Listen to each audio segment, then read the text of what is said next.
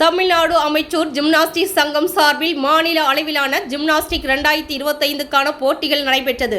சென்னை வேளச்சேரி தமிழ்நாடு அரசு நீச்சல் குள வளாகத்தில் அமைந்துள்ள விளையாட்டு அரங்கில் தமிழ்நாடு அமைச்சூர் ஜிம்னாஸ்டிக் சங்கம் சார்பில் மாநில அளவிலான ஜிம்னாஸ்டிக் போட்டிகள் 2025க்கான போட்டிகள் சங்கத்தின் தலைவர் பா.மு. திருமலை தமிழரசன் அவர்கள் தலைமையில் நடைபெற்றது. இந்த நிகழ்விற்கு சிறப்பு விருந்தினராக தமிழக காங்கிரஸ் கமிட்டி தலைவர் கு. செல்வ பெருந்தகை, மயிலை சட்டமன்ற உறுப்பினர் தா. வேலு, தமிழக வாழ்வுரிமை கட்சி தலைவரும் சட்டமன்ற உறுப்பினருமான தா. வேல்முருகன், பால் குழுமத்தின் இயக்குனர் ஷேம்பால், ஜான் குழுமத்தின் இயக்குனர் சி.ஏ. ஜான் மோரிஸ், மகரிஷி பள்ளி குழுமத்தின் தலைவர் பெருமாள் சாமி, திமுக சுற்றுச்சூழல் அணியின் மாநில துணை செயலாளர் செல்வகுமார், வீரபாண்டிய கட்டபொம்மன், மக்கள் முன்னேற்ற இயக்கத்தின் நிறுவனரும் வழக்கறிஞருமான இளைய கட்டபொம்மன் ஆகியோர் கலந்து கொண்டு குத்துவிளக்கு ஏற்றி நிகழ்ச்சியை தொடங்கி வைத்தனர்.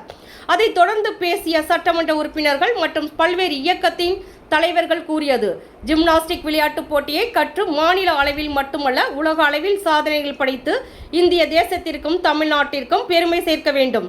வரும் காலங்களில் ஒலிம்பிக் போட்டியில் வென்று நம் நாட்டிற்கும் நம் தாய் தந்தையருக்கும் பெருமை சேர்க்க வேண்டுமென தெரிவித்தனர். அதனைத் தொடர்ந்து இளம் சிறார்கள் ஜிம்னாஸ்டிக் போட்டிகளை அரங்கம் அதிரும் வகையில் செய்து காட்டினர்.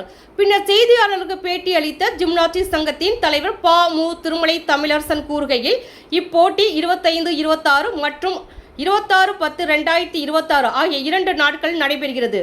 ஜூனியர் 1000 பேர், சீனியர் 1000 பேர் என மொத்தம் 2000 பேர் தமிழகம் முழுவதும் இருந்து கலந்து கொள்கிறார்கள். உடலை வளைத்து செய்யக்கூடிய ஒரே விளையாட்டு இந்த விளையாட்டு தான்.